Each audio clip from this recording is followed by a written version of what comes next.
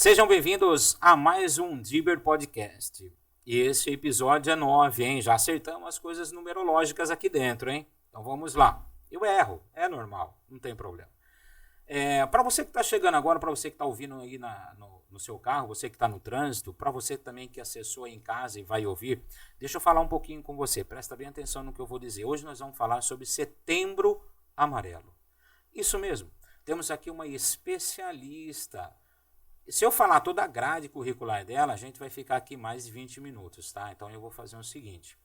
Para você que está chegando agora, a gente vai falar de algo que é muito sensibilizado na mídia, tem muitas vertentes, muitos conhecimentos, muita gente fala, mas eu acho que com essa conversa de hoje a gente vai poder ter um norte um pouco melhor. Ela acabou de sair de um workshop, né? Ela estava me dizendo. É a Gabriela Azevedo. A gente veio falar de Setembro Amarelo. Isso mesmo, Setembro Amarelo.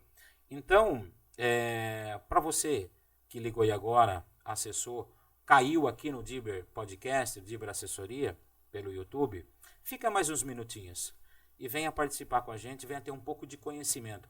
A Gabriela Azevedo, ela é psicóloga e o foco dela é em luto e depressão. Algo que a gente tinha conversado muito sobre isso, que seria a doença do século, né? Então, eu dou as boas-vindas a você, Gabriela Azevedo. O Studio Houses também atende você e te dá uma boa noite. Eu tenho a honra de receber você com tanto conhecimento que, se eu for ler, que nem eu falei, a gente vai ficar uns 20 minutos. Você realmente estudou e sabe o que quer, né? Porque além de você estudar, você foi para uma vertente. Então eu creio que esse nosso bate-papo de hoje vai esclarecer muitas dúvidas, tanto minha quanto das pessoas que estão sentadas em casa, escutando ou nos assistindo, né? Muito obrigada, eu fico muito feliz com o convite de vocês. E eu acredito que eu posso contribuir aí um pouco a respeito da prevenção do Setembro Amarelo. Legal. Da prevenção do suicídio. Isso é muito bom. Tá vendo? Fica ligadinho aqui que a gente vai conversar bastante. Então vamos lá. Eu vou ler para vocês, agora que a gente já começou o nosso podcast. Então você, se for, iniciou psicologia muito pela ideia da cura pela palavra. É isso. Ainda na faculdade, fez estágios voluntários, não obrigatório, trabalhou no asilo, RH de empresa, né? Implantou o projeto Setembro Amarelo nas faculdades, palestras, escolas, empresas, inteligência emocional. Tá vendo, gente? Vamos falar um pouco então, porque assim, você vai voltar mais vezes aqui, tá? Pode saber que ela vai voltar mais vezes aqui. Vamos falar um pouco do Setembro Amarelo. Eu não tinha muito conhecimento sobre a causa. Eu sabia do Setembro Amarelo, qual era o objetivo, né? De a gente falar, colocar o amarelo. E eu fui procurar as histórias a respeito, por trás do Setembro Amarelo. Então eu vi relatos de pessoas que perderam entes queridos, né? Perderam filhos, irmãos, pais, colegas de trabalho, né? Pelo fato do suicídio, que eu creio que é algo que deixa a nossa mente com um ponto de interrogação muito grande. O que leva uma pessoa a chegar ao ponto de atentar contra a própria vida, né? E conseguir. Sim. Porque eu conheço histórias, que nem tinha um amigo meu, eu não vou relatar o nome dele, lógico, e o pai dele se enforcou no portão, mas de joelho. Na grade do portão, que tem grades, né? Ferrinhos. Ele amarrou ali um barbante e se enforcou. De joelho. Caramba. Se você se pendura, a gente imagina, né? Que depois você se pendurou. Existem vários tipos de suicídio, mas um deles. Depois você deu um tiro, você não consegue parar a bala. Né? É só puxar o gatilho. Se você jogou o banquinho, pulou do banquinho e foi, não tem mais o que você fazer. A não ser que você tenha algo na mão para se desvencilhar ali da corda ou torniquete, alguma coisa que você fez. Mas o que leva uma pessoa a chegar nesse ponto? Por que a vida, para ela, se torna mais nada? O que você pode nos auxiliar? O que você estudou a respeito? A gente costuma dizer né, que o suicídio ele não tem uma única causa, ele não tem causa, na verdade. Geralmente, se a gente ouve na mídia, né, numa rede social, a gente ouve assim, a pessoa escolheu pelo suicídio, faleceu de suicídio por conta do término de um relacionamento ou por conta que ela perdeu o emprego, sendo que, na verdade, né, o suicídio ele não tem uma causa, não é isso que leva alguém a optar pelo suicídio. Né? A gente fala, na verdade, que o suicídio ele é multifatorial. Né? Então, são diversos fatores. Então, assim, desde quando essa pessoa estava no útero da mãe, né? Então, assim, o ambiente onde ela cresceu, familiar, as escolas por onde ela passou, o ambiente sociocultural, a política envolvida, a forma como essa pessoa aprendeu durante a vida a lidar com as situações adversas, como que ela enfrentava dificuldades, né? Também, por exemplo, se ela estava passando por algum processo de perdas, de luto, de separação, né? De divórcio, aposentadoria. Então, são vários fatores que podem levar a pessoa ao suicídio. Sim. Só que é importante a gente falar também que, na verdade, é um processo, né, de morrência dessa pessoa. Então, ela vai definhando, é um definhar existencial, ela vai perdendo, né, as esperanças mesmo, até que cansada, exausta de sofrer, ela encontra na morte uma saída. Mas a gente precisa frisar, né, que aquela pessoa que encontra na morte uma saída, ela não é corajosa, ela também não é covarde, né? O suicídio ele é uma tragédia, ele é um desastre, é um sofrimento muito grande. Né? Então, assim, e a gente fala que para sofrimento tem tratamento. Essa é a ideia. Né? Que a gente possa, então, ensinar as pessoas a lidarem com o sofrimento, com frustração, a tolerar quando a vida está um caos, né? Quando parece que não há realmente uma saída. Entendi. Vocês viram o know-how da conversa que a gente vai ter, mas calma, tá? Tem um pouco mais. Vamos conhecer um pouco sobre você. Como que você escolheu psicologia? Como você chegou até a psicologia? O que você fez antes?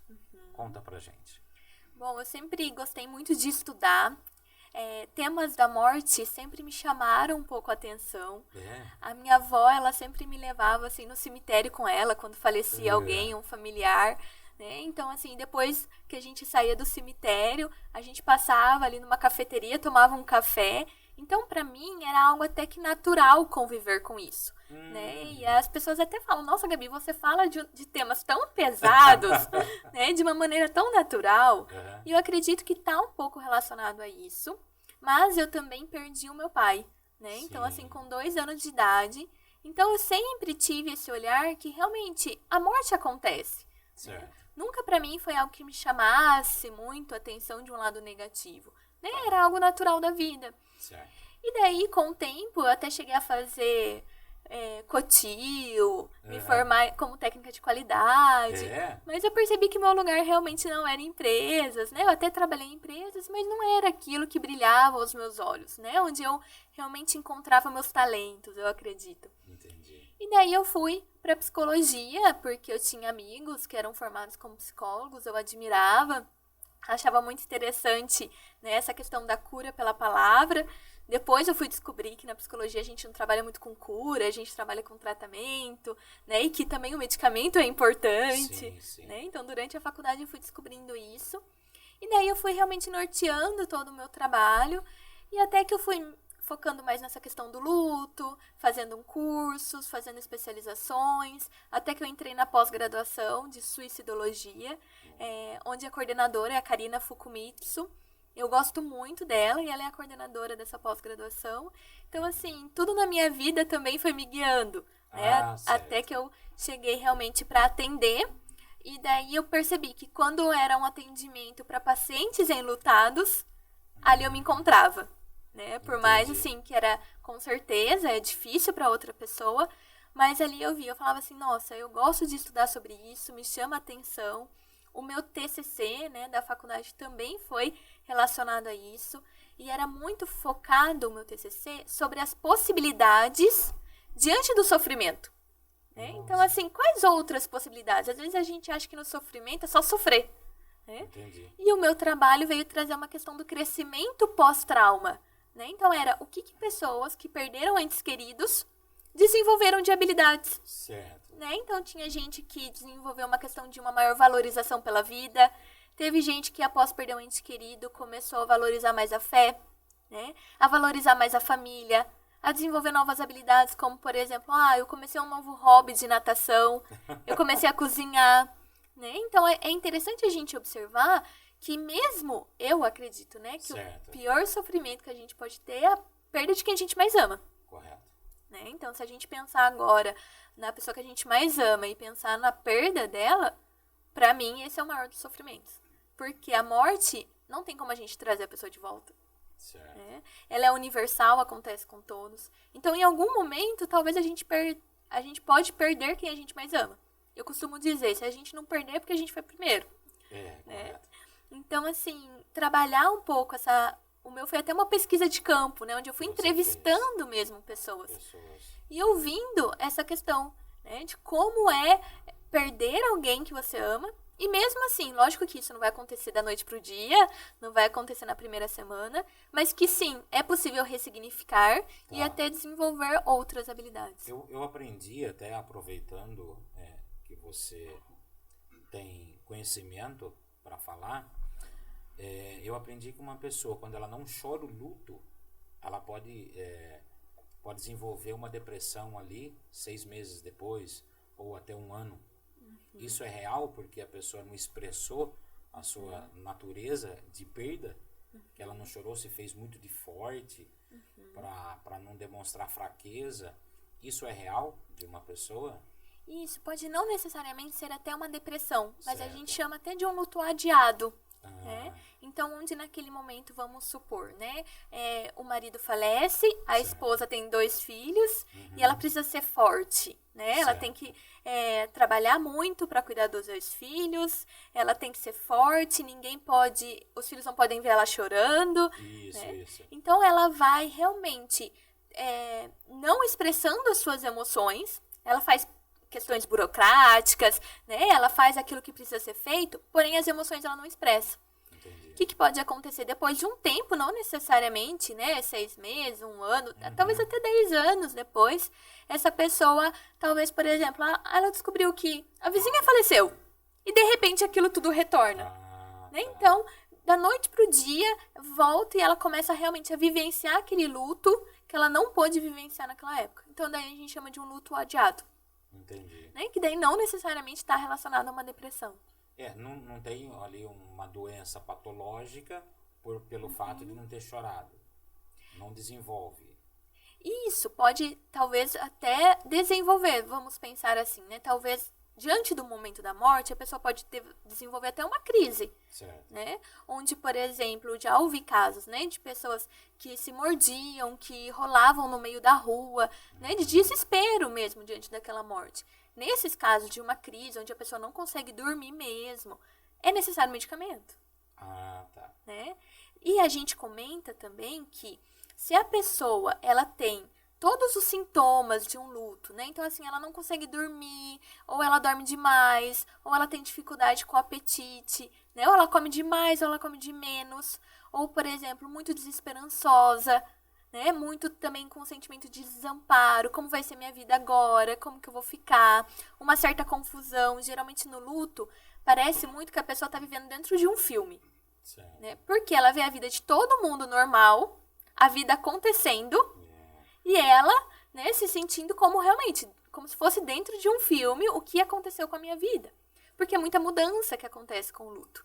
Né? E daí a gente comenta que realmente após 6 meses, 1 ano, e essa pessoa não voltou para o círculo de amizades, essa pessoa não consegue trabalhar, essa pessoa não consegue voltar a ter uma rotina que ela tinha, né? De realmente conseguir trabalhar, estudar, cuidar dos filhos, cuidar da casa. Se ela não consegue retornar isso após 1 ano, a gente já recomenda, realmente, 6 meses ali já é um sinal de alerta, a buscar uma psicoterapia. Entendi. Daí do psicólogo a gente pode ver, a gente vai realmente cuidar, elaborar esse luto, e daí se for realmente necessário, a gente entraria com uma recomendação dela procurar o psiquiatra, porque é só o médico psiquiatra que pode indicar medicamento. Certo. Né? Acho que é bom frisar isso também, né? Não é a vizinha que vai dar o medicamento, não é a mãe que vai dar o medicamento, é o médico.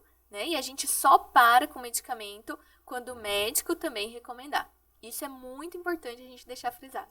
Legal. E para ajudar as pessoas em casa, que nem na questão do Setembro Amarelo, como eu posso identificar que uma pessoa ela tem traços suicida? Existe como eu fazer essa análise numa pessoa, ver que ela está caminhando, ela dá sinais? Eu entendia que as pessoas, quando elas estão passando uma situação muito, muito difícil para a vida delas, elas têm alguns sinais que a gente pode entender, que é o recolhimento social, né? Ela passa a se abrigar, tipo assim, se encavernar, fica mais quieta, né? Passa a não responder, a alegria já não tá, dá risada, se veste uma máscara ali, mas ela dá alguns sinais que a gente possa identificar e oferecer ajuda para essa pessoa, né? Que nem, eu tenho vários amigos que falam isso, que quando passa no bar, no finalzinho da tarde, ou passa num grupinho de amigos para jogar futebol, ou tem a jogatina às vezes que o pessoal joga à noite na casa de familiares, etc. Esse tipo de interação social ou familiar ajudaria muito essa pessoa a não passar para o suicídio. Mesmo que ela dê traços e a vida dela esteja difícil, quando ela abre a situação para outras pessoas, para que ela possa conversar, ali contar um pouco do que ela está passando, ela pode ressignificar, que nem você fala, né? A pessoa está conversando, às vezes a pessoa fala algo para ela, fala, eu não tinha pensado nessa ótica. Então, às vezes, vem algum amparo ali no momento, né? Não é uma pessoa treinada para fazer isso, porque a gente fala eu mesmo sou uma pessoa que defendo isso. Nem todo mundo é psicólogo. Você pode ouvir, mas você não foi treinado para isso. Então, você é um bom ouvinte, parabéns. Mas você não é um psicólogo, você só é um bom ouvinte. Né? Você não pode determinar nada, você não tem estudo, técnicas para saber o que é que a pessoa está passando. Então, vamos deixar isso para alguém que sabe fazer. Eu mesmo, quando às vezes eu ouço pessoas falar, seria legal você procurar um psicólogo, eu sou muito fácil de atrair pessoas que comentem sobre a vida, né? Porque eu sou um bom ouvinte. Eu fico lá ouvindo, olha, vamos para um especialista. Vamos lá, às vezes pode entrar com medicamento. Mas eu tenho vergonha. Vergonha do quê? Outra coisa também, por que as pessoas têm tanta vergonha de ir ao psicólogo?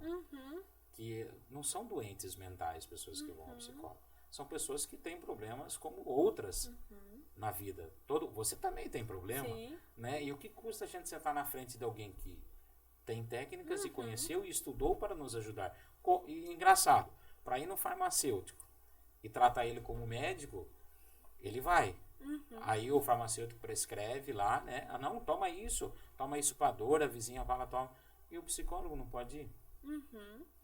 Se a gente for ver, né, pegar toda a história mesmo da psicologia, dos transtornos mentais, do próprio suicídio, muitas vezes isso já foi visto muito como assim, é uma ação do demônio, né? Isso não é de Deus, hora que passa. Lógico que a gente acredita na oração, com certeza, né? A gente fala que realmente é o todo, mas não é só uma questão, né, demoníaca, vamos dizer assim. E isso ficou muito evidente. Então, as pessoas trazem muito desses preconceitos até hoje. Rotulou-se. Exatamente. Né? A gente fala que os preconceitos, os estigmas, eles que prejudicam a pessoa a buscar ajuda. Né? Porque a pessoa fala assim, nossa, se eu tô passando por isso, é porque eu sou fraca. Né? Então, assim, se eu tô passando por isso, é porque falta oração.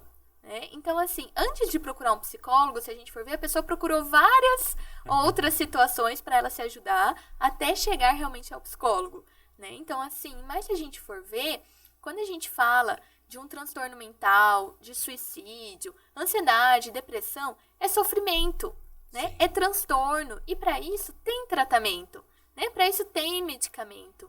Então, do mesmo jeito, né, que alguém, por exemplo, tem um câncer, né, que é um definhar físico, por exemplo, o que leva uma pessoa ao suicídio é um definhar existencial. E eu acho que é importante a gente pensar dessa maneira, né, que realmente, olha, o transtorno a gente não fala que é uma doença, porque não tem uma causa, por isso que é um transtorno, Sim. né? Então, transtornos são multifatores que levam uma pessoa a desenvolver um transtorno. Mas não é fraqueza, não é falta de fé, não é falta de oração, não é o demônio no corpo, né? E a gente precisa realmente compreender o que é. Então, por exemplo, né, a depressão. A depressão, ela não está relacionada à tristeza. Certo. A depressão, ela está relacionada à energia.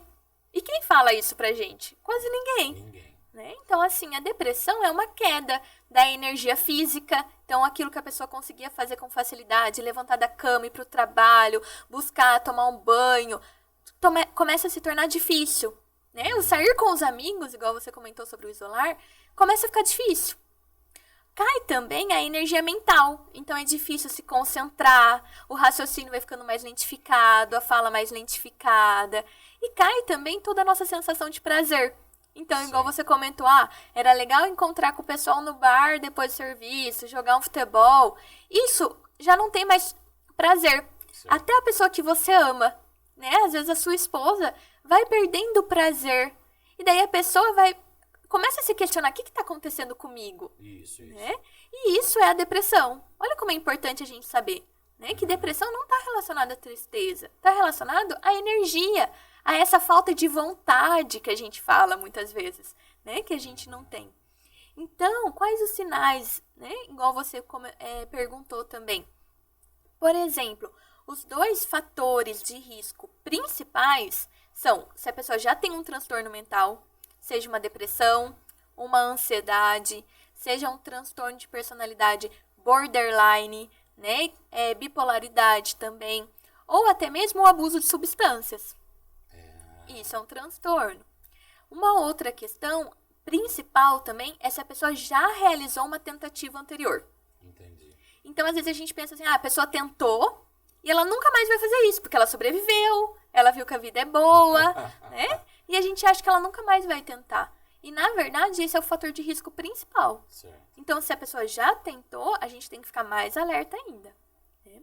Outras questões que dá pra gente observar é um abandono, muitas vezes, do autocuidado.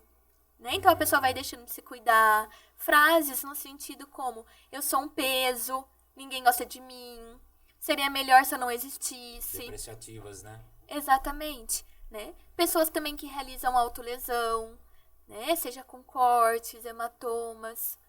Então, são vários fatores, esses sinais que a gente pode ir percebendo. Por exemplo, também, jovens, né? Então, assim, a partir da idade dos 19 anos. E também, idosos. E a gente não pensa em idosos quando a gente fala sobre essa questão do suicídio. Né? Idosos, por quê? Porque a morte aproxima, e isso dá um medo. Né? Ele já perdeu muitas pessoas queridas. Então, tem toda uma questão da saúde física também. Essas perdas simbólicas que a gente fala, perda de autonomia, certo. Perda de poder escolher o que vai comer, o que vai fazer, o que não vai. Né? A aposentadoria, que é a perda do papel da identidade profissional. Caramba. Ele também tem mais acessos a meios letais, como medicamento. Se ele tentar alguma coisa difícil, né, você poder ajudar por toda uma questão talvez física também. Tem resistência, né? Exatamente, o isolamento, né? Muitas vezes o idoso, ele se sente um pouco mais rejeitado, talvez ele pode realmente até ser deixado um pouco mais de lado pela família. Caramba, você que tem pai e tem mãe vivo ainda, que a gente sabe que a gente tá numa correria do dia a dia, trabalhando, fazendo isso, fazendo aquilo. Ou parece que hoje estão exigindo mais da gente, profissionalmente, né? Então, para você que tem pai, que tem mãe, aproveita essa instrução e lembre-se dele. Passa na casa dele todo dia tomar um café, passa a almoçar com ele, faça programas, introduza ele na sua família, para que você possa ajudar ele também, identificar alguns sinais que ele possa dar também de querer cometer um atento contra a própria vida, né? Oferecer uma mão, ter afeto, como ele fez com você um dia quando você era pequeno. Se carregava no colo quando você chorava, né? Então passe lá, visite o seu pai, visite a sua mãe, visite sua tia, às vezes que não tem ninguém para visitar. Introduza a família, vamos cuidar mais dos idosos também, né? Setembro Amarelo fala muito do suicídio e a gente vê uma parcela até 40, 50 anos. Realmente muito difícil ouvir pessoas falarem dos idosos, né? Que são umas pessoas que têm que serem cuidadas, né? Sim, exatamente. E a gente fala realmente nessa prevenção do suicídio para todas as idades, né? Até mesmo também para jovens, né? Então, em escolas, as pessoas às vezes falam assim, nossa, mas setembro, falar sobre o Setembro Amarelo não deveria ser só em setembro, né? Só que se a gente for ver, se não existisse realmente esse mês dessa campanha do Setembro Amarelo, a gente sempre coloca outras coisas na frente, né? Então, por exemplo, não, a gente tem que falar sobre inteligência emocional. Sim, temos, isso também é prevenção, né, do suicídio. A gente tem que falar sobre motivação, sobre produtividade. Ok, nós temos que falar. Mas é importante a gente perceber que se não existisse um mês do Setembro Amarelo, né, muitas vezes ia passar despercebido. Sim. Tanto em empresas, em escolas, né, na mídia de uma forma geral, aqui mesmo, né, que a gente está podendo ter esse espaço de conversa. O Setembro Amarelo ele foi criado para isso, para a gente ofertar espaço de conversa, né, para a gente realmente poder ofertar para a população informação de qualidade, que muitas vezes a gente não tem. Desmistificar um pouco, né? Que a gente pode ter acesso à informação, ao conhecimento e conscientizar outras pessoas, né? Você falou que não passa despercebido. A gente fala sobre tanta coisa, empreendedorismo, isso aqui, todo mundo preocupado em ganhar dinheiro. Vamos se preocupar um pouco como gastar o dinheiro também. Quanto mais você vive, você pode gastar mais, pode fazer planos para o futuro. Então vamos ficar vivos. Deixa eu fazer uma pergunta para você. Logicamente, você tem know-how para a gente conversar há muito tempo. Mas a personalidade da pessoa, existe alguma personalidade que predispõe a cometer o suicídio? Geralmente, aquelas pessoas que são mais impulsivas, né? Ou tem uma certa rigidez de pensamento. Rigidez de pensamento no sentido assim, ou é tudo ou é nada. Extremista. Exatamente. 880. 880, exatamente. Né? Então, assim, ou, por exemplo, ela tem pouca flexibilidade para olhar para outra saída. Se a gente for ver, né, igual a gente estava conversando, se o suicídio ele é um processo de morrência onde a pessoa não encontra outra saída, ampliar, né, esse olhar para a gente ver outras saídas, igual a gente estava conversando lá atrás, né, sobre quando a pessoa tem uma crise financeira, o que a gente pode fazer para ajudar essa pessoa. Então, é realmente ampliar o olhar dessa pessoa para ela conseguir ver outras possibilidades. Porque muitas vezes, né, a desesperança ela vai afunilando o nosso olhar. Parece que, olha, que nada vai dar certo, que eu não vou conseguir, esse sofrimento nunca vai acabar. Um grande exemplo que eu gosto de dar é se a gente pensasse no suicídio, né? Eu gosto de dar esse exemplo como uma árvore. Então, vamos pensar assim. Gostaria que vocês de casa pensassem numa árvore agora aí, né? Vamos pensar assim, quando a árvore ela tá na primavera, ela tá linda, todo mundo quer tirar uma foto da árvore, todo mundo posta. Mas não chega também esse momento da seca? Não chega esse momento do inverno, onde parece que a árvore vai morrer? Isso. Né? E o que não muda de uma estação para outra? Geralmente é o tronco, né? As folhas caem, as flores caem, os frutos caem, mas o que não muda? O tronco. Agora vamos pensar, na nossa vida também não é assim? Tem momento onde está tudo dando certo, né? O nascimento de um filho, um sucesso profissional, a realização de um sonho, a gente está apaixonado, encontrou o grande amor. Só que tem momentos também da nossa vida que parece que tudo tá um caos, né? Ou a perda de um trabalho, a perda de alguém querido, a perda de um relacionamento, né? Crises financeiras. Então parece que tudo tá um caos. Mas vamos voltar lá para a árvore. Sim. Se a gente pega essa árvore que parece que ela vai morrer, parece que ela tá morrendo, e a gente corta o tronco dela, a gente não tira todas as possibilidades de um dia essa árvore voltar a florescer? Sim. É exatamente isso. E era só mais uma estação, que faz parte do processo. Exatamente. Né? Então, se a gente tira a nossa vida, a gente tira também todas as possibilidades de um dia a gente voltar ou a ser feliz, ou conseguir ressignificar, ou resolver os nossos problemas. Né? Então, é exatamente isso. Eu gosto muito dessa metáfora da árvore, né? Porque a gente consegue ver muito bem. E daí, se a gente pensar também, por exemplo, se a árvore está morrendo, o que a gente faz? O que a gente precisa fazer? Né? Principalmente quem gosta de cuidar de plantas. Sim. Se uma plantinha está morrendo, o que a gente precisa fazer? Cuidar. né? E muitas vezes a gente tá passando por um sofrimento e a gente começa assim, tá vendo? Você não presta mesmo. Tá vendo? Ninguém nunca vai te amar. Tá vendo? Você é um peso. Né? Olha, você é burra, você nunca vai alcançar aquilo que você quer. Ou seja, a gente já está mal e a gente vai se machucando mais ainda.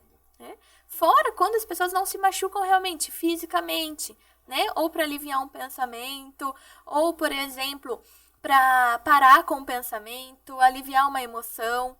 Né? Então, se a gente for ver, no momento que a gente está mal, é o momento que a gente mais precisa se cuidar. E eu queria que vocês pensassem também, né? O que a gente faz para se cuidar? Geralmente, o que você gosta de fazer, né? Que te traz um certo prazer? Ah, é tomar um banho quente nesse momento? Né? Eu adoro, depois de um dia de trabalho, chegar em casa, tomar um banho, pegar um livro e fazer um chá. Nossa, isso eu tô na paz. Enquanto eu não tenho filho, né? Porque depois que tiver filho, acho que vai ficar um pouquinho mais complicado. Mas eu gosto disso. Né? Agora tem pessoas que, não, eu não tô bem, eu vou sair com um amigo, eu vou conversar. Verdade. Né? Então, assim, tem pessoas que fazem uma caminhada, vão pra academia e se sentem melhor. Então, é a gente, primeiro, reconhecer o que eu faço que eu me sinto bem. Para que a gente faça nesses momentos quando a gente precisa de colo. Buscar um refúgio nisso que te agrada. Exatamente. Lógico que se estiver se tornando intolerável, né? Quanto mais for piorando, passou de 2 semanas, a gente comenta. Busca um psicólogo, né? Vê realmente, olha, tá atrapalhando o seu trabalho, tá atrapalhando as suas relações, tá atrapalhando você sentir prazer naquilo que antes você gostava. Busca um psicólogo para compreender o que está acontecendo, né? Ele vai te passar também recursos, você aprende. É bom a terapia, né? A psicoterapia, porque a gente aprende muitas coisas que a gente leva pro resto da vida. Né? Então, a gente aprende a questionar pensamento, a gente aprende o que é o pensamento, o que é emoção, a gente aprende a como lidar com a ansiedade, né? Então, assim, é muito bom justamente pra gente aprender a lidar quando as coisas não saem muito bem, como a gente tava planejando, imaginando. Tem falado muito sobre ansiedade, né? Muita gente tá sendo diagnosticado com crise de ansiedade, né? Que todo mundo fala que é o mal do século. Por que é o mal do século? Por que nós estamos ansiosos? O que está acontecendo? Porque antigamente, eu lembro, eu conversava com meu pai, nossa, podia chover para cá, chover para lá, cair para lá, tanto faz. Guerra, ele, nossa, você vê, né, Dani? Vai ter guerra aí de novo, né? Você vê? E, para ele, tanto faz. Ele não era uma pessoa ansiosa. Eu não via essa busca. Minha mãe, já era mais... vamos colocar assim, mais propensa à ansiedade. Ela já queria as coisas para ontem. Tanto que ela falava para ele, viu, tá caindo na porta do armário. Era 2, 3 vezes que ela falava. Ela catava ele no sofá e levava lá, vai arrumar. Ela era imediatista. Mas eu vejo assim que hoje até os jovens estão ansiosos, todo mundo quer as coisas para ontem. Tanto é que foi criado o consórcio, foi criado o financiamento, o leasing, né? Para que você possa ter o bem antes de você ter o dinheiro total para pagar, né? E isso é a busca pela ansiedade e resolução de um prazer, às vezes, né? Então, acho que, será que nós estamos antecipando muito as coisas? E não estamos tendo tempo de ter prazer de conquista? Porque é legal a gente ter o prazer da conquista, não é algo que você está lutando, está conquistando. Olha, foi legal, eu trabalhei, num lugar, eu comecei a trabalhar entregando tinta. Poxa, comecei trabalhando tinta e foi galgando a minha vida e fui. Cheguei até aqui, poxa, que legal, tudo foi conquistado. Não adiantava nada eu já querer estar aqui. Eu precisava de maturidade para estar aqui. Né? Eu precisava ter conhecimentos para chegar até aqui. Será que essa ansiedade da gente, até dos mais jovens, para que a gente possa ajudar eles, que é umas pessoas muito rápidas, né? Tudo que é tudo para ontem. Nossa, mas tem que fazer faculdade, mas tem que fazer a prova, mas tem que fazer. Tem que fazer, você vai ter que passar pelo processo. Não tem como, né? Sim. O que está acontecendo? O que você tem visto no seu consultório que você possa trazer de informação? Se a gente for ver, né, a ansiedade ela é uma emoção. E nenhuma emoção a gente fala que é ruim. Cada emoção tem as suas parcelas de importância. Então, vamos pensar, né? A gente fala de uma ansiedade, que ela é boa, que ela vai ajudar a gente. Por exemplo, se eu tenho uma apresentação, igual você comentou dos jovens, né? Sim. Se eu tenho uma apresentação na escola, Uhum. eu já fico ansioso, eu já fico preocupado, né? E daí o pensamento começa. Nossa, mas e se eu gaguejar? E se eu esquecer? E se dar branco? Agora, vamos pensar numa ansiedade boa, né? A professora, ela fala assim, você vai ter que entregar um projeto, uma apresentação daqui 15 dias. Numa ansiedade boa, o jovem vai falar assim, bom, eu tenho 15 dias, então eu vou chegar em casa, já vou começar a me preparar, né, para eu ter mais tempo, para pesquisar com calma.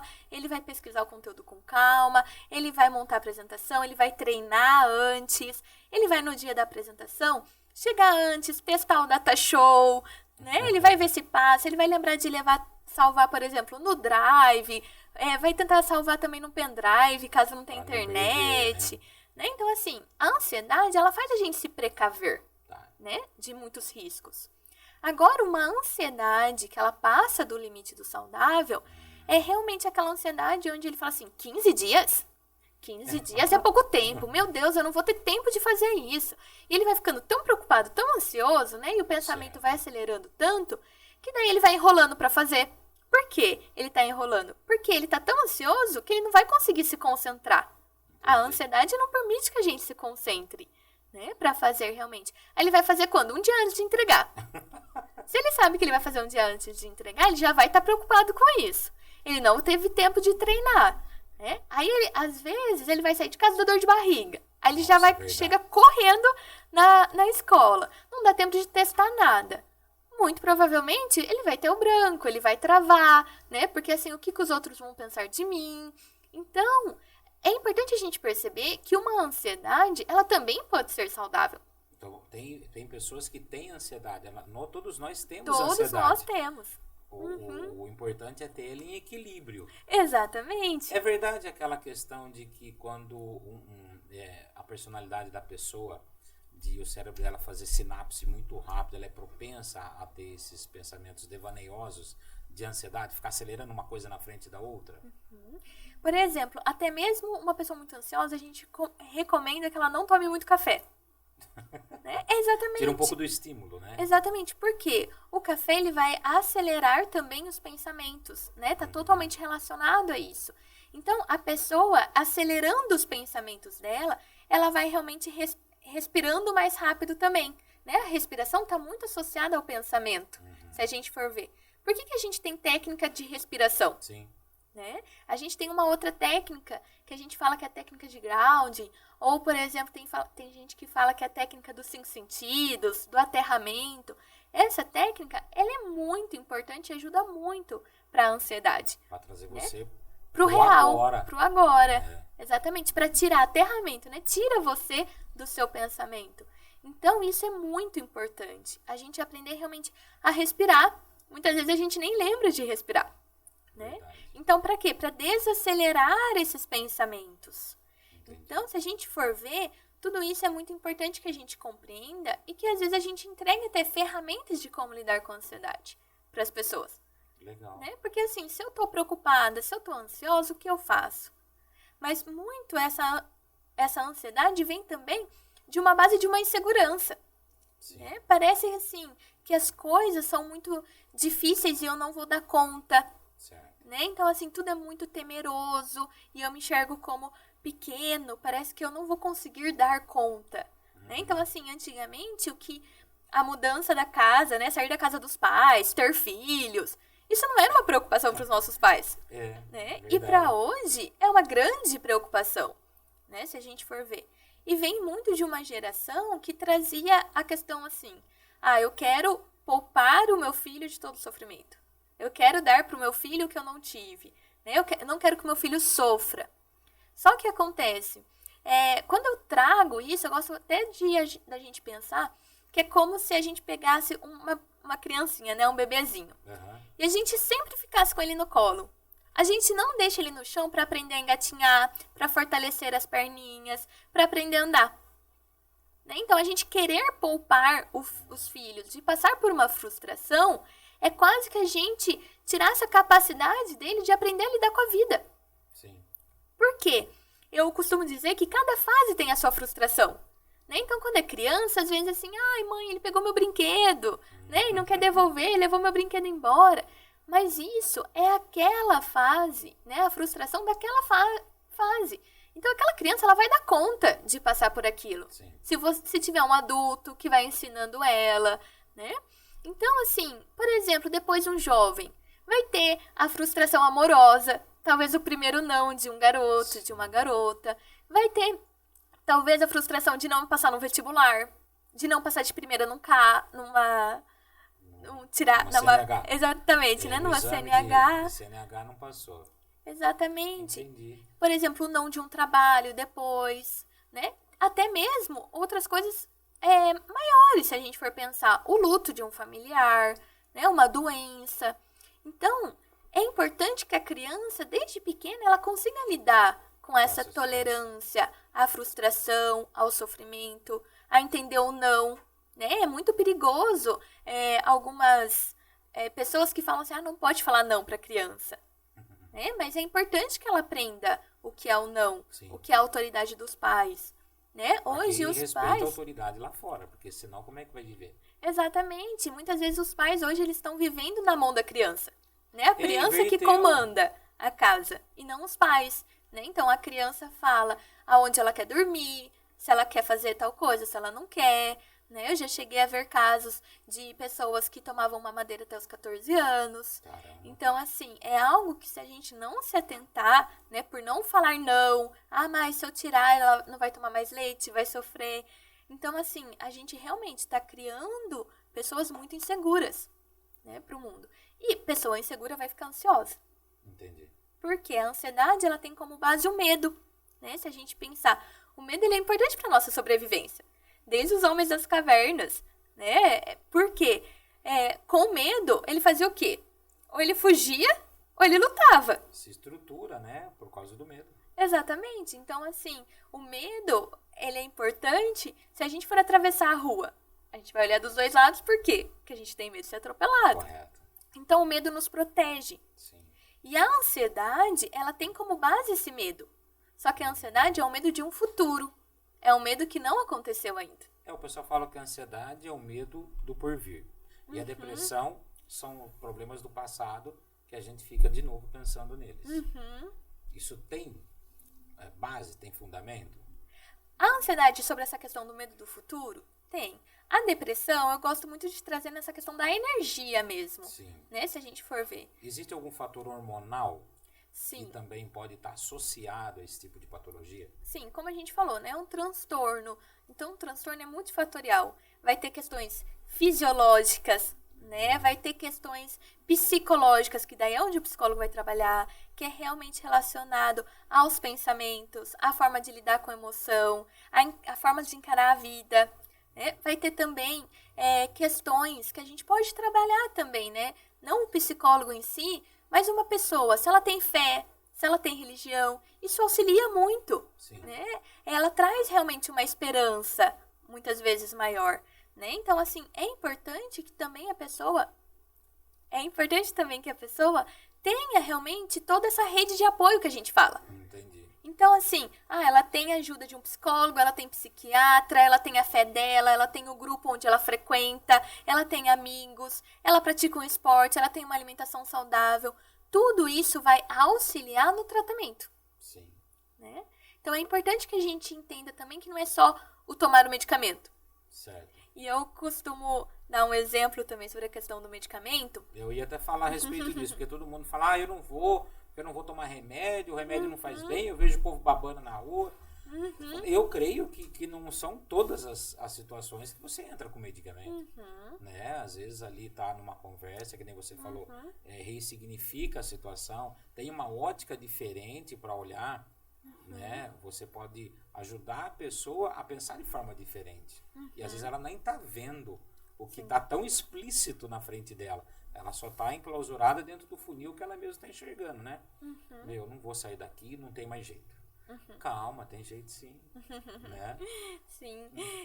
Sobre essa questão do medicamento, vamos pensar assim, né? Uma pessoa, ela caiu, ela teve um acidente e ela teve uma perna quebrada com fratura exposta. Se a gente pegar essa pessoa com fratura exposta Certo. e levar ela lá pro fisioterapeuta, ela vai dar conta de fazer o exercício? Não. Não, porque ela vai estar morrendo de dor, né? Só que também, se eu pegar essa pessoa e levar ela só para tomar o medicamento e fazer só o curativo ali e tomar o medicamento, ela vai aprender a andar de maneira saudável sem fazer fisioterapia? Não. Né? A andar de maneira funcional? Não. Então, é exatamente essa a ideia também de um transtorno mental. Entendi. Né? Então, uma pessoa que ela está desenvolvendo realmente um transtorno mental, se ela for só para o psicólogo, muitas vezes ela não dá conta.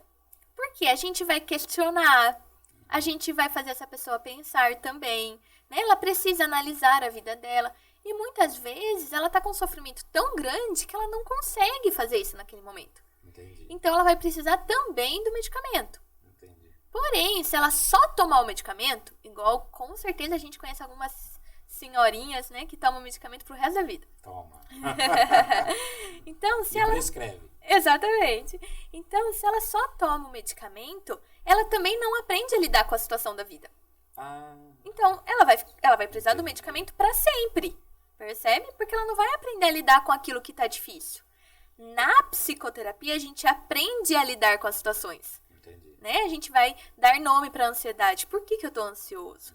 A gente vai aprender a lidar com uma depressão. A gente vai aprender a lidar com situações adversas, com luto. Né? Agora, se a gente mascar os sentimentos com medicamento, a gente não vai precisar olhar. Vai aprender, verdade. Né? Então, isso é importante que a gente lembre. Então, vai ter momentos que talvez a gente precisa realmente tá um pouco mais, né, vamos dizer, intenso, que a gente não dê conta de pensar, a gente vai procurar um psiquiatra. Lógico que talvez, dependendo do caso, a pessoa vai precisar de medicamento realmente para regular o humor, né? Então, por mais tempo, né? Talvez a vida toda, depende de cada caso, que isso realmente, quem vai olhar é o médico especializado.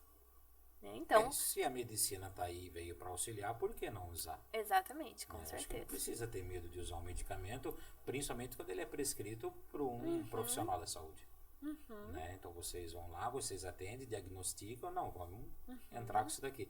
Eu vejo muita gente tomando muito medicamento, parece que um só.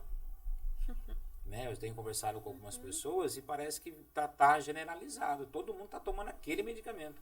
E um tá receitando pro outro, as pessoas estão comprando medicamento. Existe um mal em fazer isso, de você tomar um medicamento, sendo que você não sabe sua patologia. Exatamente. Né? Você não tem conhecimento do CID, você não foi diagnosticado com CID. Exatamente. E aí eles vão e tomam o medicamento. Então eu vejo pessoas trabalhando, tomando medicamento e as doses são estipuladas pelo próprio rol social. Não, toma 10. Que nem eu vi uma pessoa, a gente tava pegando um avião junto, e ele pegou e falou assim, toma 10 gotinhas desse daqui. Não, eu tomei 5. Não, pode tomar 10, porque é meio acelerado, vai tomar. Ele tá com muito medo do avião, ele toma e vai viajar. Ele não passou, ele não sabe por que ele tem medo de andar de avião. Exatamente. Eu creio que se ele conversasse num consultório, ele resolveria esse problema. Sim. Do medo de andar de avião, do medo de andar de helicóptero, do medo de subir no elevador, né? Do medo de casar, do medo de ter filho, do medo de trabalhar o primeiro dia, acho que todo mundo tem esse medo. Por que a gente já está terminando, porque o tempo é pequeno, né? E tem muito para conversar, e logicamente depois o vídeo fica muito grande, né? Não tem como fazer o seriado num dia só, não é um longa-metragem, um filme. Então, como que eu posso, né, para quem está em casa está ouvindo, quem está no carro está ouvindo, como que eu posso me ajudar? Primeiro, como que eu posso identificar que eu tenho um problema? Desde que seja ele transtorno, não estou passando bem e posso chegar a um suicídio, imaginemos dessa forma. Mas quem sabe que tem pensamento suicida, ele vai saber, né? Não tem como esconder dele. Ele sabe que ele quer acabar com a vida dele. Mas como que ele consegue se ajudar? Existe alguma coisa que ele possa fazer na alimentação? Sono. Eu imagino que muita gente fala, você tem que dormir 8 horas, 10 horas, 5 horas, 3 horas. Ter uma atividade física, que hoje está muito em alta, né? Sim. Atividade física que melhora muito o psicológico da pessoa, né? O que eu posso fazer? Exatamente o que você disse, né? Já no sentido de aprender a descansar, se permitir descansar. Hoje as pessoas têm culpa de descansar, né? Então, assim, abre o Instagram e vê que os outros estão trabalhando, estudando, ficam com aquele sentimento, nossa, será que eu não deveria estar fazendo algo? Né? Então, aprender, se permitir a descansar, dormir, né? Uma alimentação saudável, exercício físico, tomar sol, né? 15 minutinhos de sol. Muitas vezes a pessoa acha que ela está com depressão e na verdade é falta de vitamina D, né? Porque é muito parecido os sintomas. Então, também, por exemplo, reconhecer se o pensamento está muito associado a, tá tudo muito difícil, não tem saída, esse problema, né, parece que não tem solução, essa dor parece que não acaba mais. Se perceber também se está muito difícil uma relação no trabalho. Então, pessoas que são muito irritadas, né, que tudo está te irritando, aí você acaba descontando nas outras pessoas. Pessoas que se culpam muito por tudo que acontece, pelo que o outro faz, pelo que ela faz também. Por exemplo, também outras questões relacionadas à forma que a pessoa enxerga também o futuro, né? Então, assim, eu nunca vou ser alguém na vida, né? Uma desesperança. A forma como a pessoa se enxerga. Então, assim, são várias questões. Ou, por exemplo, um transtorno alimentar. Também dá problema. Exatamente. Né? Então, assim, são vários fatores que podem realmente levar a pessoa a procurar um psicólogo. Para você que fica no grupo falando aí dos dois candidatos aí, fica tocando fogo no grupo, também faz mal, não faz? Essas conversas familiares de extremistas, né? Eu sou isso, eu sou aquilo, eu sou aquilo. Isso faz mal também, não faz? É um aprender a respeitar a sua opinião e a opinião do outro. Né? Então, assim, isso a gente aprende também na terapia. Eu tô vendo muita intolerância, até na escola, me mandaram um vídeo de uma criança. Ele tem 5 anos. Tá discutindo com um amigo e rotulando um amigo. Por causa de uma questão partidária. Exatamente. Né? Então, assim, uma questão de paciência, aprender a tolerar o que é diferente de você, né? Aprender a entender que você não é a única pessoa que tem todas as verdades, que o centro, né, da verdade não vem de você, porque senão a gente acaba querendo se relacionar somente também com quem é igual a gente. Forma tribo, né? Exatamente. Isso é bom por um lado, mas também é bom que a gente esteja aberto a novas, a abertura para a vida mesmo, de um modo geral. Né? Isso também é flexibilidade do pensamento. Isso também é prevenção do suicídio. Né? Então, assim, tudo isso que a gente está falando, e principalmente aqui eu gostaria de frisar muito aprender a pedir ajuda. É isso que eu ia falar. Existe um telefone? Como que a pessoa pode pedir ajuda? A gente tem o CVV no Brasil, que é o Centro de Valorização da Vida. Então, qualquer pessoa pode ligar 188. 188. Exatamente, é muito esse centro de valorização da vida, eles dão um apoio emocional. Certo. Então, se você está passando por alguma situação, não tem para quem ligar no momento, não tem um amigo, não tem um familiar, está se sentindo sozinho, precisa conversar, precisa de uma ajuda, de um conselho, quer falar, eles até falam, né? Tem pessoas que ligam às vezes para falar um boa noite e para ouvir um boa noite. Né? Mas se você quiser falar, você pode ligar 188, 24 horas. Eles não fecham, né, no Natal, em algum feriado, nada disso. 365 dias no ano. Exatamente. E também é gratuito a ligação. Então, isso é muito bom. Quem não gosta de conversar, também eles têm o chat. É só jogar lá no Google CVV, só que o chat eles têm horário específico que tá lá no site, explicadinho. Eu não sabia disso. Aí a gente também tem, né, psicólogos. Então, tem algumas faculdades em Limeira que abrem, né, vagas também sociais. Então, assim, são os estudantes que fazem esse atendimento mais supervisionados por professores. Sim. Né? Ali na Einstein, a gente atendia realmente a população. Que legal. Tem também algumas igrejas, né, onde psicólogos realizam atendimento voluntário. Tem psicólogos que atendem realmente por valor social. Entendi. Né? Tem também, você pode procurar psicólogo de plano médico, psicólogo particular, né? Hoje o online facilita muito, que você pode encontrar psicólogos da região que você quiser, se você não quiser fazer com psicólogos da sua cidade. Você pode fazer em outra. Você presta atendimento virtual também? Sim, eu realizo atendimento online e presencial. Que legal. Aí, também, por exemplo, buscar por psiquiatras e o CAPS, né, que é o Centro de Assistência Psicossocial aqui de Limeira. Então, todas as cidades têm, né? Então, assim, lá você vai ser direcionado também para o atendimento. Entendi. Ó, a gente se relaciona tanto por rede social, né? A gente fala tanto, procura tanto nas redes sociais. Se você tem algum problema, está passando por algum problema, está com dificuldade de lidar com ele, seja ele qual for, procure alguns meios que a Gabriela nos trouxe aqui, que seja do seu conhecimento, o CVV é 24 horas, liga, manda e-mail, manda chat, procura atendimento dela também virtual, vocês podem conversar da cidade que for. O que não pode é você ficar dentro do seu mundinho. Você tem que falar isso para alguém, isso é legal. Né? Tenha da mesma força que você tem quando você está alegre para viajar e comemorar, tenha também essa força para procurar ajuda. Né? Tenta pensar, quando meu time ganha eu fico contente, alegre, quero sair contando para todo mundo. Quando você tem um problema, também faça isso, é legal. Você pode melhorar a sua vida, você pode mudar a sua vida e você pode não acabar com a sua vida. Né? Então existe todo um amparo, tanto social quanto psicológico, pelas pessoas que atendem, são preparadas para isso. Procure, abra, conte para sua família, conte para o seu ente querido, para o seu cônjuge. Não fica sofrendo sozinho, acho que não é legal. Você não foi feito único, você não está sozinho no mundo, tem um monte de gente aqui para te ajudar. E eu acredito principalmente numa questão que é dar a chance do outro poder te ajudar.